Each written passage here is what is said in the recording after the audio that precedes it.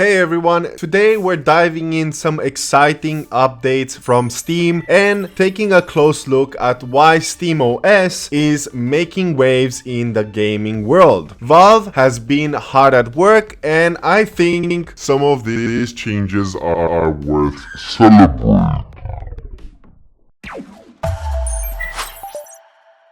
Let's start with the Steam client update, what's new, what's improved, and why it matters. Then we'll talk about the SteamOS and its potential to change how we game, especially with the new Lenovo Legion Go S handheld joining the scene. So grab a snack, sit back, and let's get into it. A new Steam client update has been released and it will be automatically downloaded. This release came out a couple of days back. I didn't manage to do the video when the update rolled back, but if you're new or just wanted to know exactly what's going on, well, now you will know. So the first thing that you need to keep in mind is the drop down menus now appear correctly in situations where they were previously failing. Resolved an issue preventing the processing shaders status windows from appearing during some launches on Linux. We got some fixes for some problems where the Steam input virtual menu foreground colors were not applied correctly, updated localization to improve translation qualify across supported languages, and as well we have some general improvements such as global game update management, which means they added a global setting to control how games updates are managed alongside a new panel to handle exceptions for individual games. We also have enhanced download page. The view in library option is now available in the context menu for games on the download page. Clicking the game image of the activity downloads item navigate directly to the library page. They also updated the layout of the download page for better readability. We have some performance enhancements such as improved caching of soundtrack album covers in the library. Library asset loading times here have been optimized for large game collections, and a couple of other bug fixes such as Steam now shows a refresh login dialog instead of exiting if another client seasons begins playing a game. Fix client exit issues when running game in scenarios involving a resume Steam Deck session. Prevented unnecessarily local streaming from other PCs where a game is installed on both machines. Address gameplay stalls after taking screenshots for users with extensive local screenshot libraries, more than 10,000. Resolved a bug where the Steam window could be dragged by edges when maximizing in-store or community view. Also, we have some library fixes. They corrected an issue where the friends appeared multiple times in the in-game section if they also had the game on their wish list. We also have some recording updates. They improved error message to limited account attending to share via chat or the share menu, fixed recording failures for OpenGL games on Linux, and resolved an audio capture issue affecting some games on Windows 11 24H2. We also have some Steam overlay enhancements. They added per game bookmarks in the overlay browser, improve reliability for note saving functionality, fix scrolling position selection and undo history loss when switching between notes, enhance link editing in notes with a new Ctrl+K shortcut, and added keyboard shortcuts to note toolbars, tooltips for better usability. They also did some remote play fixes, so for anybody playing in remote play, this is a good one. Resolve issues where the remote play together session not fully initializes for some games on macOS hosts. Big picture mode also got some improvements, which means that they have updated the suspend animation for devices other than the Steam Deck. They also advanced navigation bugs where menus or dialogues could cause input to become unresponsive. They fixed the guide button opening the main Steam menu instead of the game overlay in certain scenarios, and they also resolved the issue with the control configuration, leaving duplicate instances in the back end after exiting games. The Mac OS also got a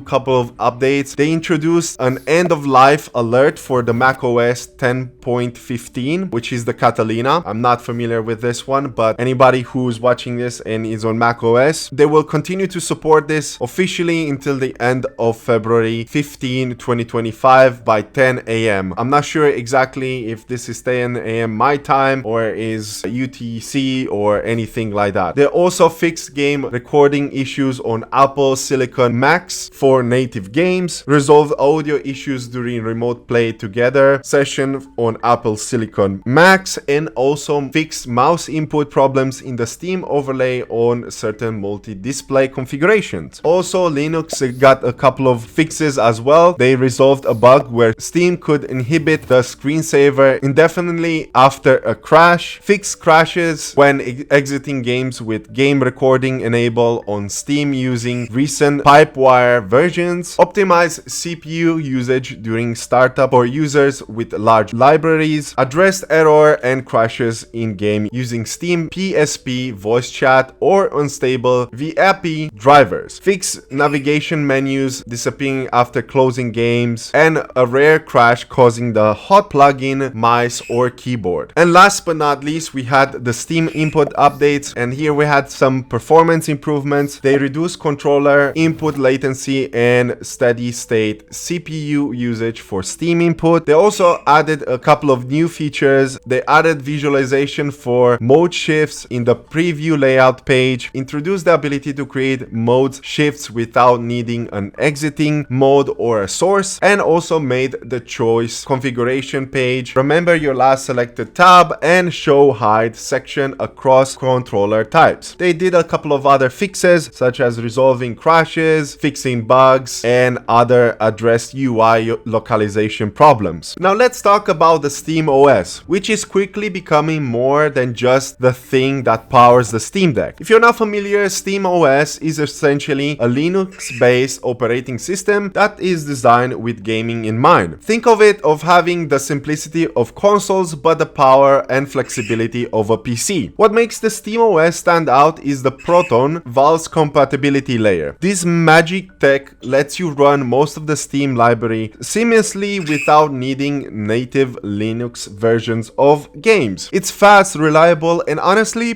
pretty mind-blowing. And if a game doesn't run perfectly, Valve's verification program lets you know unfold, so there's no guesswork. Now here's where things get really interesting. Lenovo has announced that Legion Go S, the first official licensed third-party handheld, will be running with the SteamOS. This is huge. Until now, SteamOS has been tied almost exclusively to Steam Deck, but this move opens the door for more devices to adopt the platform. The Legion Go OS will be fully optimized for SteamOS, and Valve has even hinted at upcoming updates to improve compatibility with other handhelds. This makes me wonder, could SteamOS become the go-to operating system for portable gaming devices? The possibility could be wild. So why SteamOS is such a big deal? Well, it blends the best of both worlds. You get a console-like experience with features like quick suspend, resume, and seamless updates, but you're not locked into a welded garden. Want to install other launchers or software? Just switch to desktop mode. It's also incredibly efficient. The Proton layer ensures thousands of games just work without developers having to create separate Linux ports. This not only saves time, but also makes it easier for players to access their libraries without limitations. And with more devices like Legion Go S adopting the SteamOS, we could see an ecosystem that rivals traditional consoles. Imagine walking into a store and choosing between multiple SteamOS-powered handheld or even PC preloaded with it. That's where we might be handed. And honestly, I'm excited. So there you have it. A close look at the Steam client update and why I think the SteamOS is shaping up to be the future of gaming. Valve is doing some incredible work here, not just for their own ecosystem, but also for gaming as a whole. Linux has always been trying to catch up with Windows when it comes to gaming, and I think SteamOS is gonna open up doors for a lot of players who never experienced Linux as an operating system. Not just that, but the flexibility that operating system offers, not to mention that it is more likely going to be free to own, so you're not gonna have to be paying for licenses and always gonna be supported by the community, makes it a very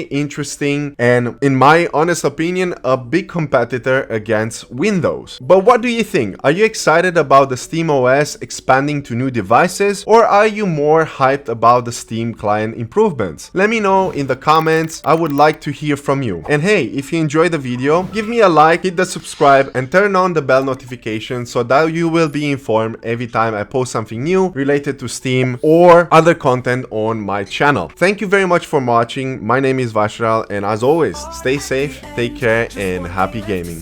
Stay safe, have fun, and happy gaming. Stay safe, have fun, and happy gaming.